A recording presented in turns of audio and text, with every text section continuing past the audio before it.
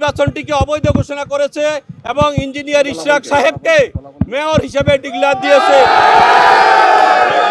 আজকের যিনি এই মামলার প্রার্থী ছিলেন আমাদের ইঞ্জিনিয়ার ইশরাক হোসেন এখন থেকে মেয়র হিসেবে বিজ্ঞ আদালত ডিক্লেয়ার দিয়েছে এবং এই ডিক্লেয়ার অচিরেই গেজেটের মাধ্যমে কার্যকর হবে। দীর্ঘ 5 বছর আইনি সংগ্রাম করে 2020 সালে বাংলাদেশে যে একটা পাতানো নির্বাচন হয়েছিল আপনারা সবাই জানেন। দক্ষিণ সিটি কর্পোরেশনে সেই সময় মেয়র তাপস জোর করে ঢাকা দক্ষিণ সিটি কর্পোরেশনকে দখল করার লক্ষ্যে ইভিএম এ ভোট জালিয়াতির মাধ্যমে কেন্দ্র দখল করে আমাদের প্রিসাইডিং অফিসার থেকে শুরু করে সবাইকে জোর করে বের করে দিয়ে একতরফাভাবে যে নির্বাচনী ডিক্লেয়ার নিয়েছেন সেই মামলা আমরা 2020 সালে করেছি। দীর্ঘ আইনি প্রক্রিয়া শেষ করে আজকে আমরা ইনশাআল্লাহ আল্লাহর কাছে লাখো কোটি শুকরিয়া জানাই যে আজকে আমরা ন্যায় বিচার পেয়েছি।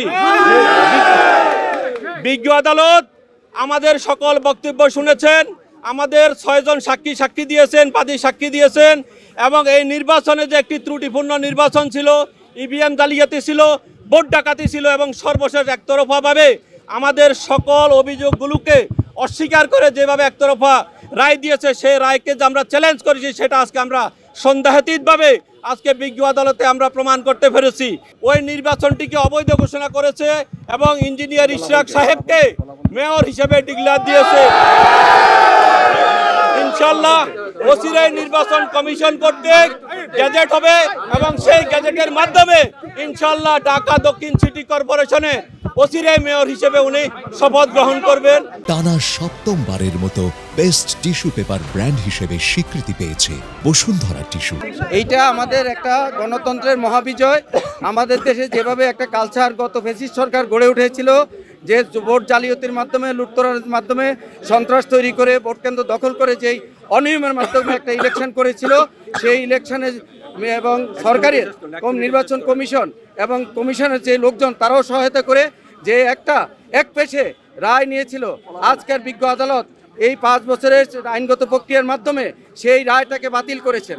সেই রায় বাতিল করে আমাদেরকে এই আগের যে মেয়র ছিল, যিনি ঘোষিত তথাকথিত মেয়র ছিলেন, ওনার এই মেয়র পদ বাতিল করেছেন এবং ওই গ্যাজেটও বাতিল করার নির্দেশ দিয়েছেন।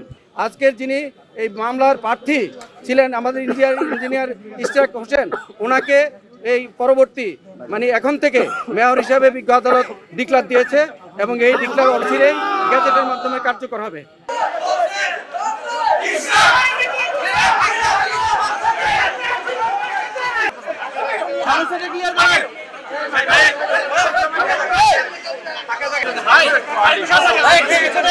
সবাই